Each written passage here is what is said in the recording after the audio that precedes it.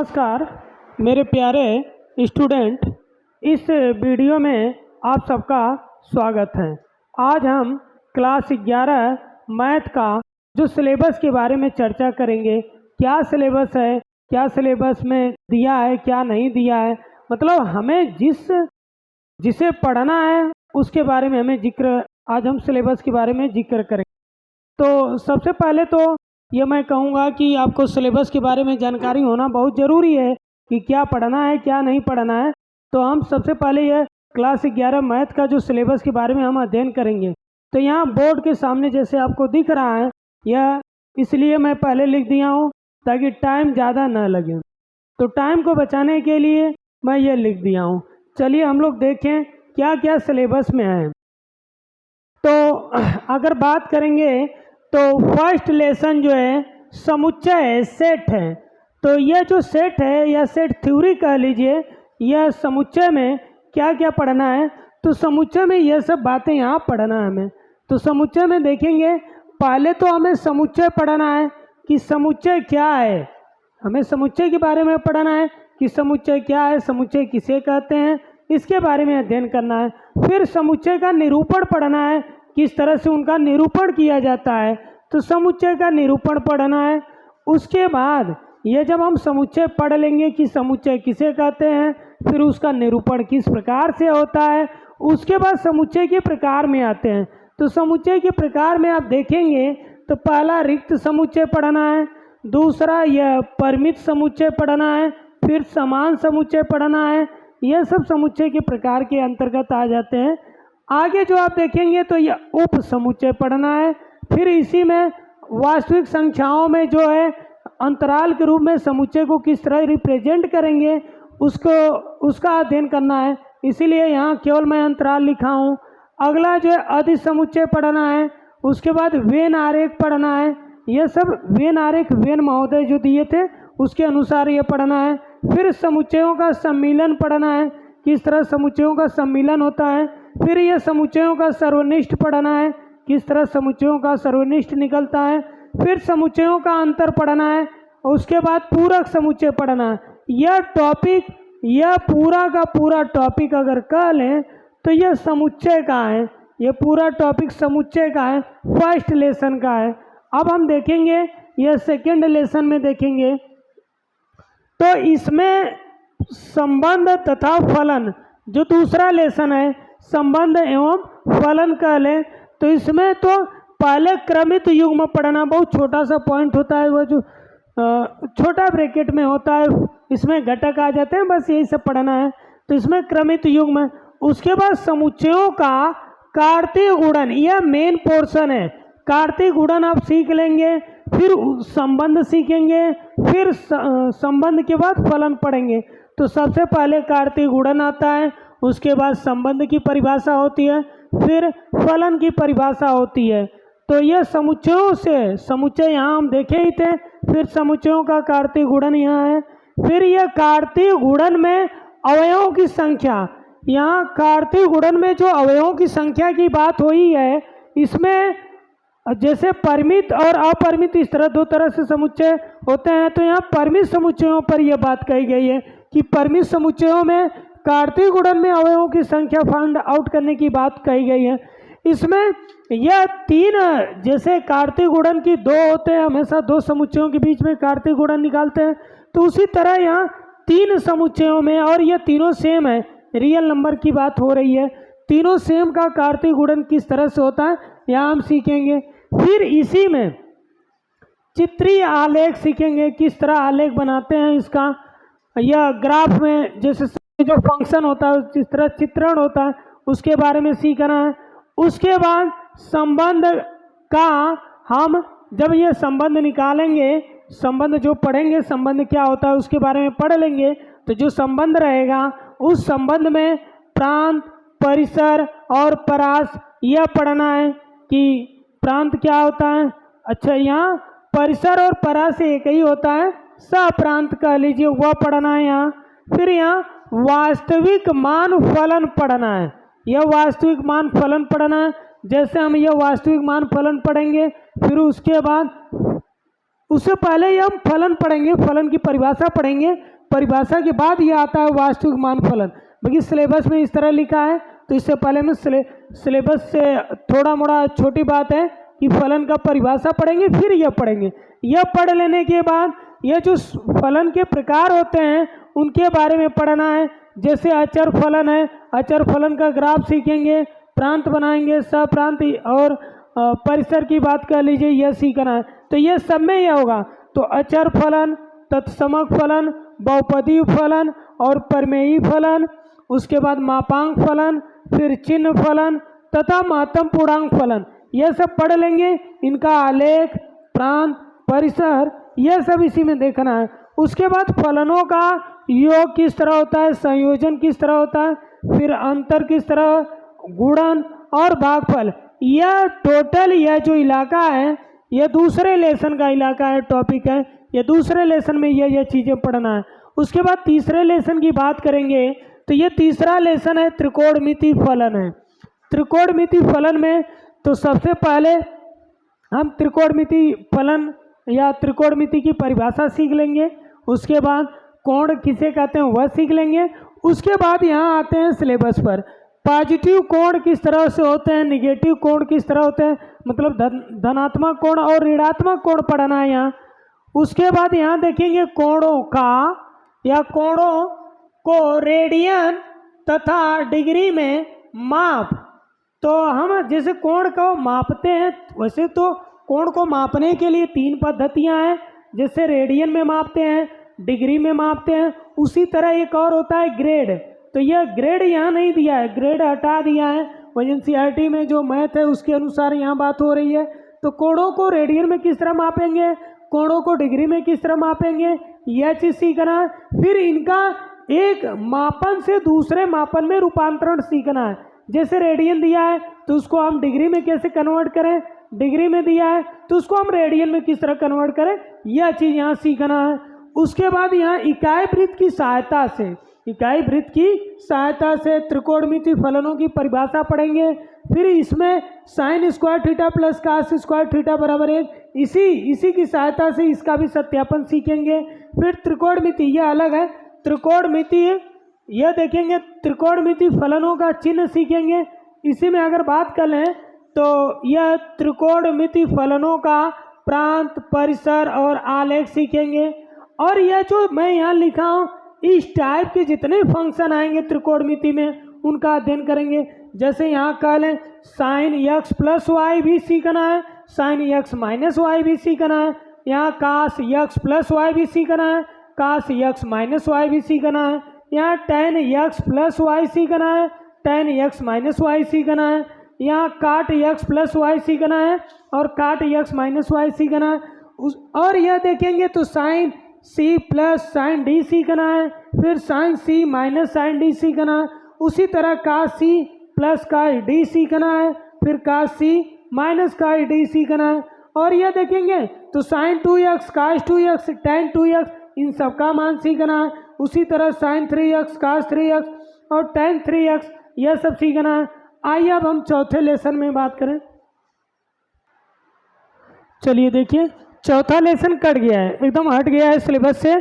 उसके बाद यहाँ देखेंगे पांचवा जो लेसन है वह सम्मिश्र संख्या और द्विघाती समीकरण है।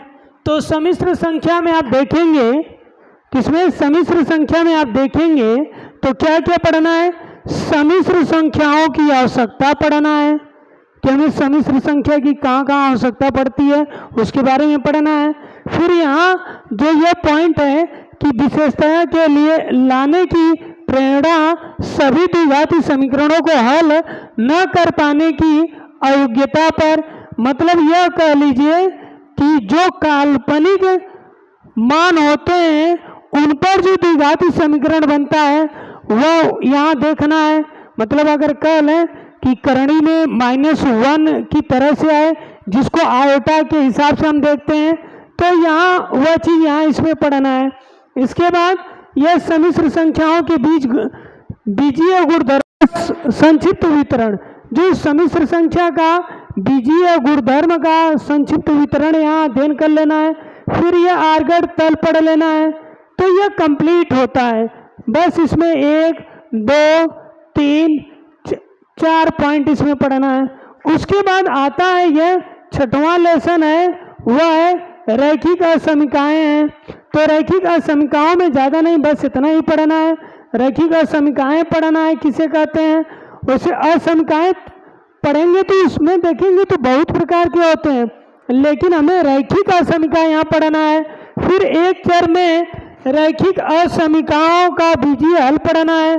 फिर इस संख्या, इसका जो यह रैखिक असमीका है जो भी मिलेगा वह संख्या रेखा पर किस तरह निरूपण करेंगे।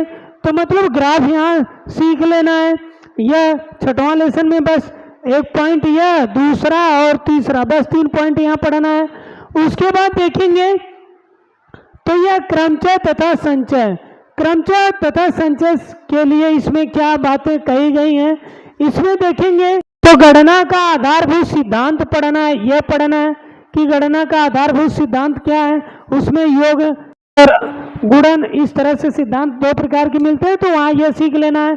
इसी में यह फैक्टोरियल पढ़ना है। एन फैक्टोरियल क्या होता है, क्रम गुणित जिसको कहते हैं। फिर यह आपका क्रमचय और यह आपका संचय, और इनका जो है किस तरह से फार्मूला की उत्पत्ति होती है वह यहाँ सीखना है। और इन्हीं पर वह साधारण अनुप्रयोग पढ़ लेना है, मतलब कुछ क्वेश्चन पढ़ लेना है। फिर आइए यह 8वें लेसन में, यह 8वां लेसन आपका द्विपद प्रमेय है। और द्विपद प्रमेय में क्या पढ़ना है, वह जो पढ़ना है वह ऐतिहासिक वर्णन, मतलब द्विपद प्रमेय का ऐतिहासिक वर्णन पढ़ना है। फिर इसी में आप देखेंगे तो यहाँ से यह टोटल सेकेंड टॉपिक है, और सेकेंड टॉपिक में आप देखेंगे तो द्विपद प्रमेय का पूर्णांकीय घातांकों के लिए कथन, कि यह द्विपद प्रमेय तरह से वह होता है उसका प्रमेय देखना है और उसकी उत्पत्ति देखना है, और जो यह कथन बनेगा तो कथन तो हम देख ही लेंगे। उसके बाद इसी में पास्कल का त्रिभुजीय नियम देखना है। फिर इनका द्विपद प्रमेय का जो है सरल अनुप्रयोग पढ़ना है। तो यह 8वां लेसन इस तरह से कंप्लीट होता है। फिर आइए यह जो 9वां लेसन है, इसमें क्या देखना है, अनुप्रयोग तथा श्रेणी पढ़ना है। फिर गुणोत्तर श्रेणी पढ़ना है। अच्छा, समांतर श्रेणी आप 10 में, पहले 10 में तो काट दिया था, मतलब समांतर श्रेणी एकदम आप नहीं पढ़े होंगे, तो बगी समांतर श्रेणी पढ़ लेंगे, फिर यह पढ़ेंगे तो और अच्छा रहेगा। लेकिन इस सिलेबस के अनुसार पहले गुणोत्तर श्रेणी है, वह 11 में ना 10 में समांतर श्रेणी दिया है, 11 में गुणोत्तर श्रेणी दिया है, इस तरह से देख लेना है। फिर यह जीपी के सामान्य पद, जीपी मतलब वह गुणोत्तर श्रेणी का जो है, ठीक। उसके बाद जीपी के सामान्य पद, गुणोत्तर श्रेणी के सामान्य पद, यह गुणोत्तर श्रेणी के प्रथम n पदों का योग, अनंत गुणोत्तर श्रेणी, अनंत गुणोत्तर श्रेणी और उनका या उसके योग पढ़ लेना है। फिर यह गुणोत्तर माध्य पढ़ना है। यह जो समांतर माध्य और यह गुणोत्तर माध्य के बीच में जो संबंध है वह पढ़ना है। अब इसके बाद देखिए,